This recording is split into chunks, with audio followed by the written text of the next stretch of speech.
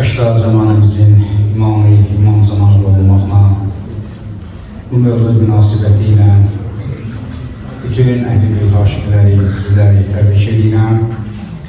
Bayramınız mübarək olsun. Həqiqətən çox gözəl bir gündür. O cümlədən həqiqətən Allah çox gözəl qeyd edərək, çox gözəl nöqtələrə toxundu.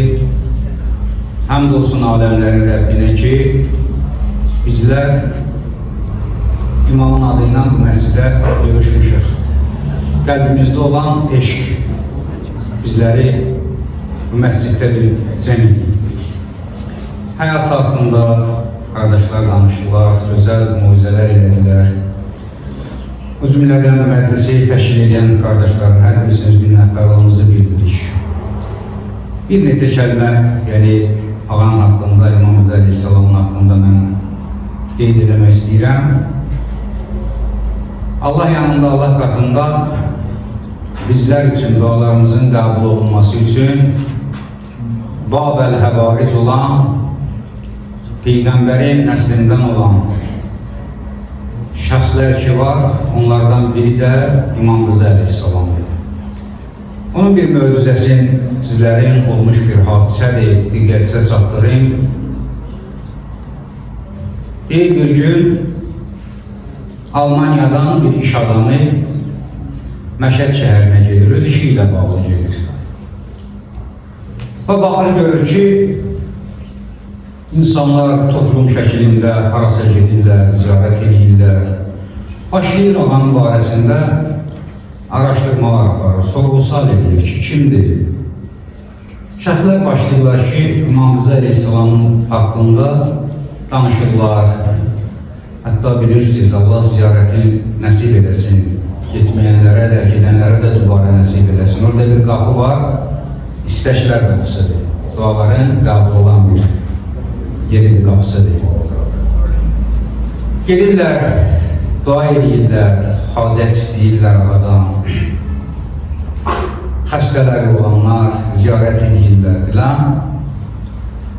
Sən demə, bu şəxs özü bir dərdli bir şəxs olur. Deyir, mənim bir övladım var, oğlum var, amma xəstədir, fələzdir.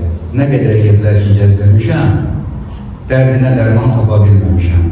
Bu sizin dediyiniz ağa İmam Əleyhisselam tək müsəlmanların duasını qəbul edir, yoxsa bütün bəndələrin? Bir fərqi yoxdur, hər şəxs ki, onun adını çəkər, sidqi qəlbincədə, ağıya xatir Allahdan istəyə, Allah onun hacətini verər. Və belə bir nəticəyə gəlir ki, getsin ağanı ziyarət edesin. Gedir o hacətlər qapısında dualar edir, özü aşıq olur ağaya. Bilirsiniz ki, mən bilmirəm həyatın necə olub, kim olmuşsan, amma mən ona aşıq oldum ki, sən elə bir şəxs olmuşsan ki, şəhadətindən sonra, belə deyək özlərimizlə, yəni ölümündən sonra, əlbəttə ki, imamlar, şəhidlər ki, ölmür, indi bu cür ki deyil, bu qədər şəxslər sənin hüzuruna gəlir, ziyarətə gəlir. Mənim də bir dərdim var, fələz oğlum var. Gəlmişəm ki, sən Allahdan istəyəsən, mənim övladıma şəfa versin.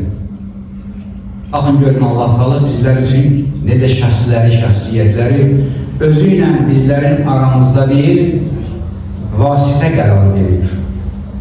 Amma ağa, sözə bax, amma ağa, elə aşıq oldum sənə, istərsən övladın şəfa tapsın, istər tapmasın. Mən sənə aşıq olmuşam. Başlayır hər gün mütəmadi olaraq, gəlir ağanı ziyarət edir, dualarını edir. Üstündən 3 gün keçəndən sonra bunun evindən buna zərk gəlir. Bunun da köməkçiləri ki olur, bu da dua edir. Gəlirlər, deyirlər ki, bilən kəs, ailəndir sənə zəng edir, danışmaq istəyir. Deyir ki, elə bir şəxsin, elə bir şəxsiyyətin qəbulundadır ki, çıxa bilməz, gözləsin. Bir neçə dəqiqəni, saat mı keçir, yenə zərk gəlir. Gəlirlər, deyirlər ki, bilən kəs, yəni evindən zərk gəlir, sənlə təcili danışmaq istəyirlər. Deyilən ki,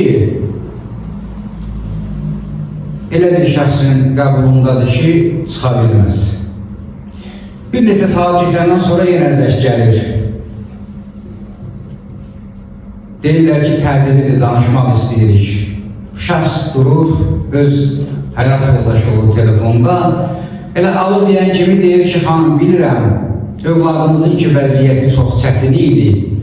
Yəqin ki, dünyasını dəyişib. Mən elə bir ağanın huzurundayım ki, elə bir ağaya aşıq olmuşam ki, övladımızı itirsək də mən təsəlli tapıram ki, belə bir ağanı tapdım, belə bir ağanın ziyarətinə gəldim. Deyir, xeyr, övladımız dünyasını dəyişməyib, övladımız şəfa tapıb, durub, ayağa qaçır, o tərəfə qaçır deyir, ya Rıza, bu tərəfə qaçır deyir, ya Rıza.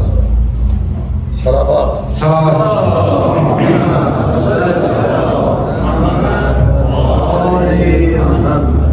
Deyir, xanım, mən elə həmən Rızanın qəbulundayım. Mən 3 gündür ki, gəlmişəm. Onun ki, ziyarətini elədir, mən ona aşıq oldum.